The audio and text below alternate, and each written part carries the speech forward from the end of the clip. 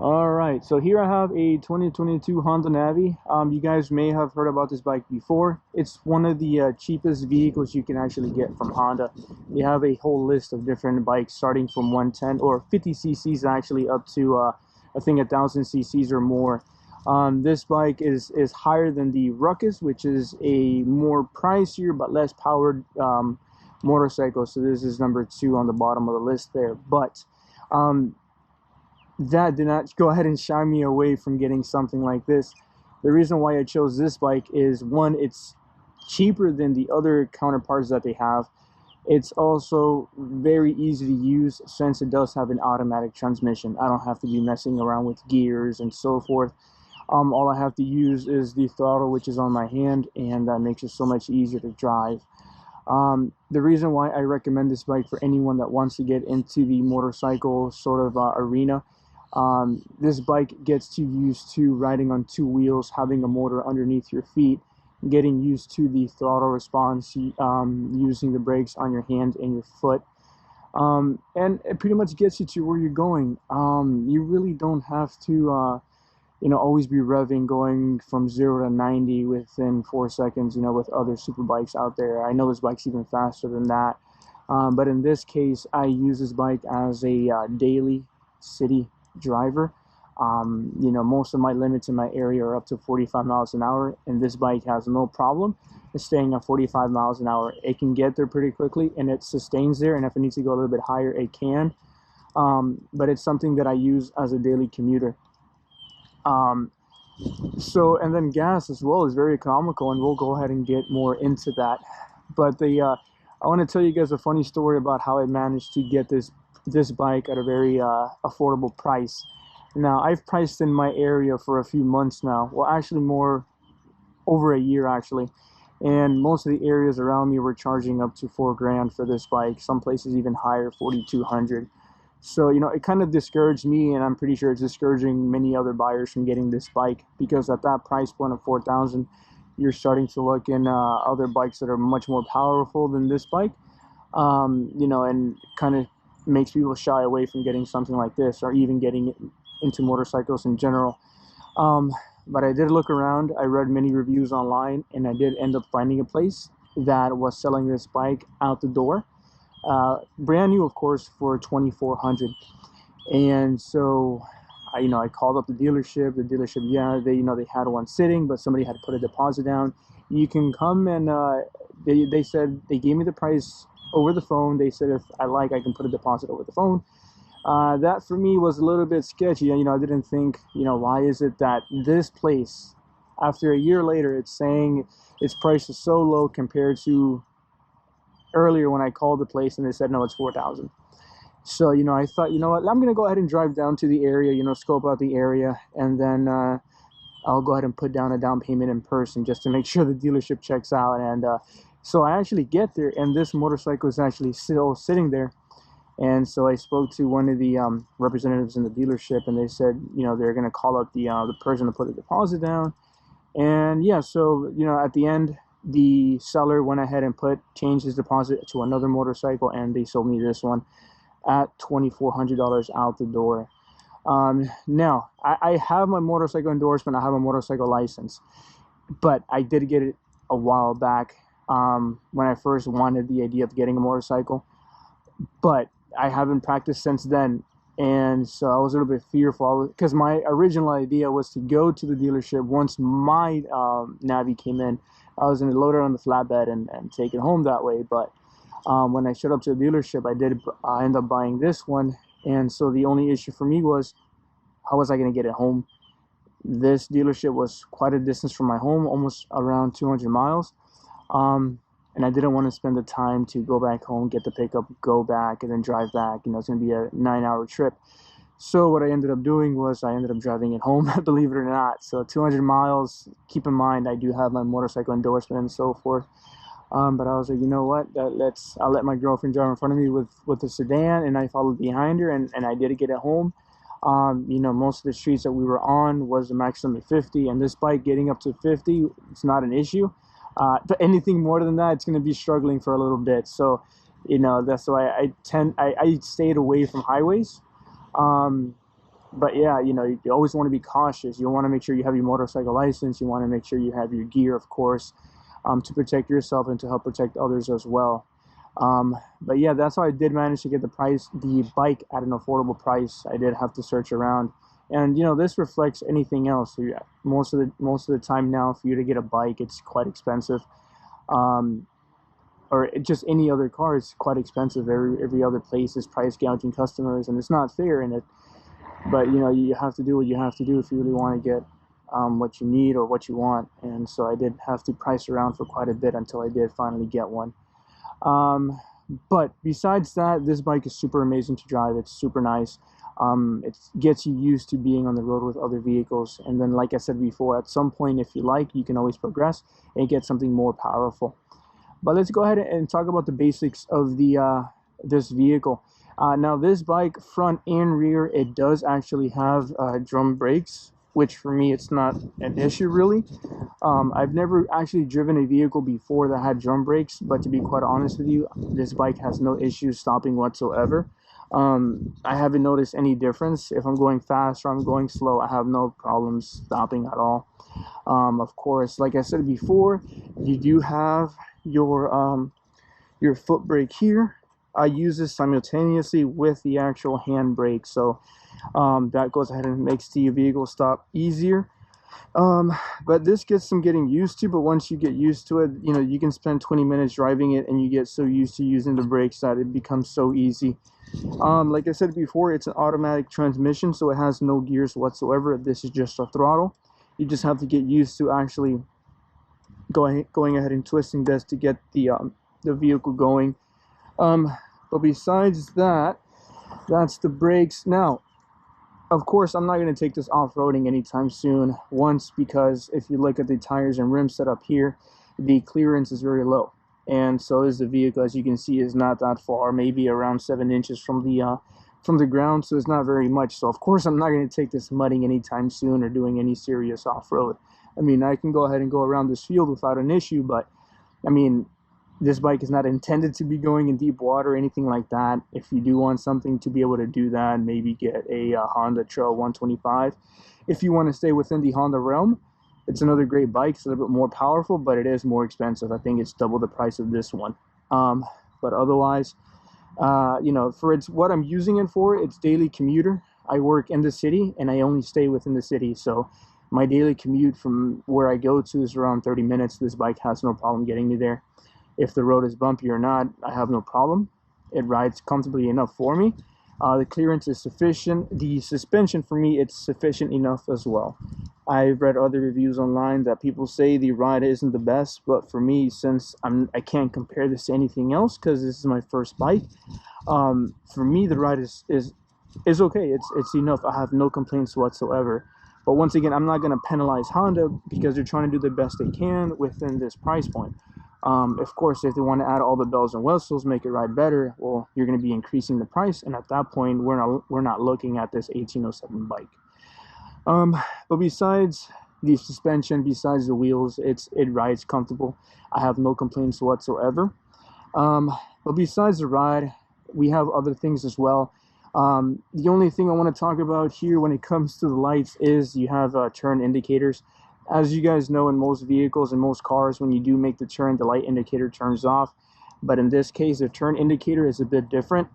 So I'll give you an example. Let's say, turn it on here, and I want to go to the left. So I have to go ahead and turn on to the left.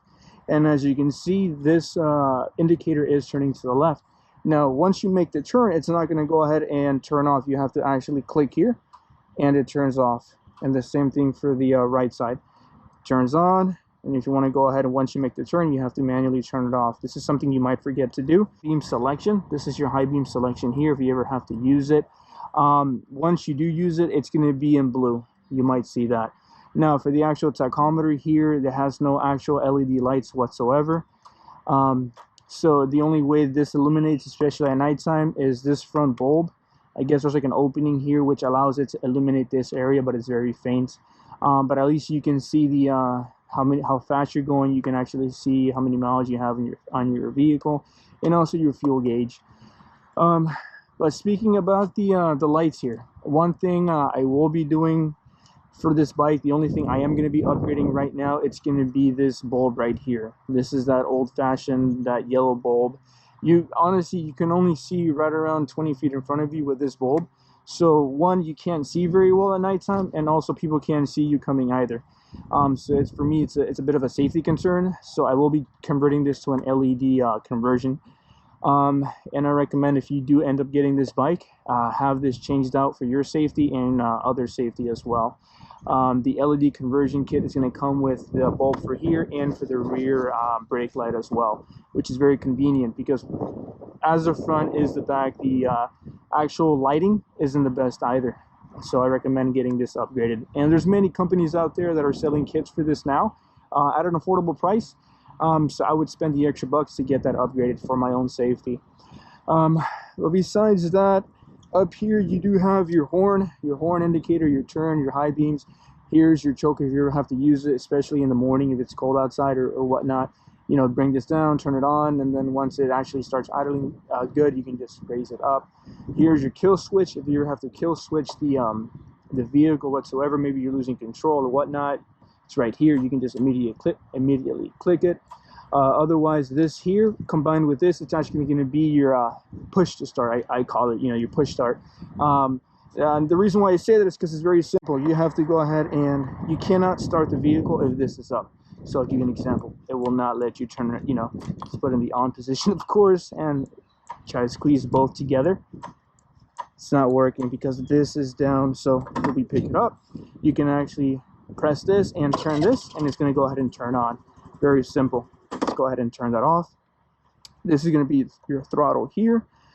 But besides that, if we're going to talk about here, let's talk about the gas tank. So it only fits about a gallon of gas, or 0.9 gallons to be exact.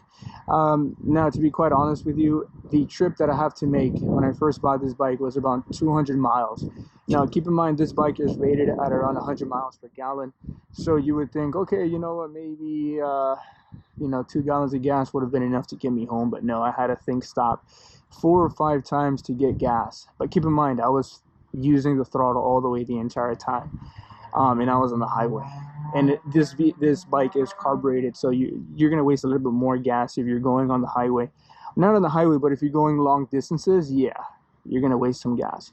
But inner city driving like I do now, a tank of gas might last me around 2 weeks, to be quite honest with you. It's very fuel efficient for the most part. I might spend $3, $6 a month, you know, for what I use it for. You may have to fill up a little bit more if you like to go above the speed limit. But for me, even when I do drive in my sedan, I tend to stay at the speed limit. But you know, like I said before, this bike has no problem going up to 45 miles an hour, going a little bit more, and staying there, no problem whatsoever. But besides the gas, I mean, it takes regular gas. It is carbureted. If you are using the bike, you're going to want it in this section here, in this open section, they call it. And then if you're going to store the bike, or if you're going to park it and not use it for a few hours or even the next day or so, you can put it in the off position, which is you just have to turn the knob.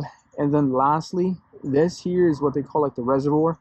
So let's say you're running out of gas and you start to hear the vehicle like pattering. You might go ahead and just turn this all the way, and this has like an extra little bit of gas left that might just be enough to get you to where you're going, or you know, to the nearest gas station to fill up. But besides that, let's go down here. This here is going to be your so it's kind of like a little cargo space, and you'd be quite surprised about how many things can actually fit in here. I do have a bike cover in here because, like I said, I do take to different places. If I'm going to stay at my friend's house or whatnot, I have a bike cover in here, and I also do have locks in here, and there's many other things you can fit in here as well. Like, I'll give you an example. For me, I like to go play soccer every so often, so I keep my cleats in here. I'll keep some waters in here. I'll keep some extra socks and shin guards in here whenever I have to go.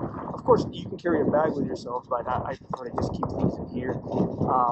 But here, let me show you what I actually have in here now. Of course, you have to use a key. But here, we're going to go ahead and open this. I have in here, believe it or not, my bike cover, right? So besides the bike cover, I actually have a couple of other things. Now this bike weighs, I believe, around 240 pounds. So can anyone come and steal this? Yes. My neighbors, they bought for their son a Kawasaki. It was like around, I think, 600 pounds, and a couple of guys, I guess, they got together and they unplated truck, and they actually took the motorcycle. So I have to keep mine locked in my home. But pretty much anywhere I go, I'm gonna go ahead and lock my bike, even if I'm going in the store for a few minutes, because I don't want my investment, to be thrown away because I didn't decide to spend a few bucks on a chain and lock it up. But here I have a chain, my bike cover, which is fairly huge. I have a couple of locks, another chain, and another lock here. But as you can see, it is quite roomy in there. See, like I said, you can fit a couple of things in here. If we're going to be specific, I'm going to say you can fit around 15 water bottles in here if you have to, just to give you an idea how immense this thing is. Now, of course, you can always take this off. For some reason, maybe you're carrying something in here and I guess it spills. You can take it out, wash it out. But yeah, I've seen many people convert this to a speaker and so forth. I mean, that's great. I mean, if you want to go ahead and do that, that's fine too, but I tend to use it as cargo space.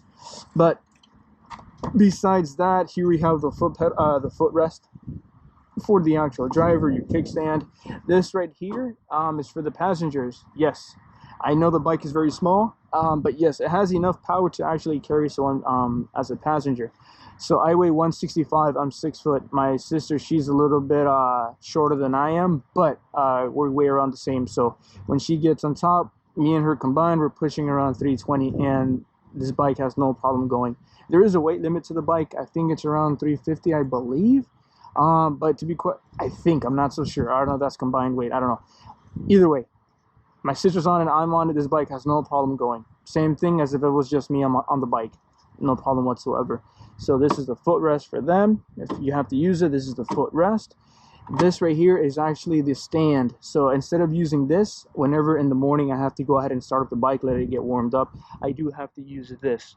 So I'll give you an example how that looks like when you have to go ahead and actually put this up. Now, according to the manual and the guy that sold me the bike, the dealership, they said it's very simple. You just have to press on this and roll it back. Now, keep in mind, I mean, I go to the gym, but I'm not that damn strong to just roll this back. So what I have to honestly do is I have to grab here, this little bars here, and I'm going to have to just pick it up. Then I'm going to have to push on it. And then it goes ahead and stands up on the actual supports. So, I mean, the supports are there. Now I can go ahead and turn on the vehicle and I can let it idle for a bit. So I'll give you an example. Get your key. You have to, of course, turn on the vehicle. Make sure your thing is up here, and then it'll start, and it'll start idling for a bit. Just to give you an idea, it is idling. Once you give it some time, it'll actually start spinning even faster. But otherwise, this is the actual stand that they recommend using if you're going to idle it or if you're going to service a vehicle. You use that. This here is actually your kickstart. So let's say it's too cold outside and the battery doesn't want to work, or let's say you have a really bad battery. Of course, you're going to go ahead and recommend changing that. But otherwise, if you have to, you can use a kickstart. You just kick it and it starts. You may have to do it a few times to get it going. But otherwise, that's pretty much it for this little compartment and this area. Of course, you do have your indicators here. Your rear indicators, that doesn't change. Like most bikes, not a big deal. Here you have your actual muffler. I see many people upgrade the muffler. To be quite honest with you, I don't think I'm going to be doing anything performance-wise to this bike because I like the way it rides already. I know there's many aftermarket parts you can get for this, especially they have graphics that you can place on here for quite cheap. They also have upgraded mufflers. They have upgraded parts for performance when it comes down to the engine and the transmission. You can make it faster. They have different things available for that. Once again, on this side, you do have your footrest for the passenger, your footrest, and that is your brake for your foot. But otherwise, this bike is overall pretty damn nice, especially if you've never ridden anything on two wheels with a motor in it. Like I said, I've never ridden anything with a motor and two wheels before. This is the first one, and to be quite honest with you, I find this bike super exciting. It's super easy to use. It's user friendly. If you never driven anything like this, I recommend getting this bike and then moving on. If you feel this is not enough at some point, move on, of course. But it's a great place to start. It's not as dangerous as the other ones. I'll give you an example of what happened to me not too long ago when after a few days I bought it. Now, keep in mind, I was in an open parking lot just practicing, right? But for some reason, it happens to a lot of people, and you've probably seen it on different videos, but people tend to, like, let's say they start panicking and they start holding on to this and they start turning and they see the bike is moving even further. So what are they going to do? They're going to want to go ahead and grab onto this. So what happens? They actually pull on the throttle more, and they're going to end up either the bike goes under them, or you might run into something. And that's exactly what happened to me. I didn't run into anything, but I did do that. I think they call it the whiskey throttle. And so when I did that, I did end up dropping the bike. And it's as you can see, it happened right here. I did end up dropping the bike. It ate some of those pieces there. I don't know if you guys can see that right here. And then I did end up scraping this part here. And I think this took a little beating here,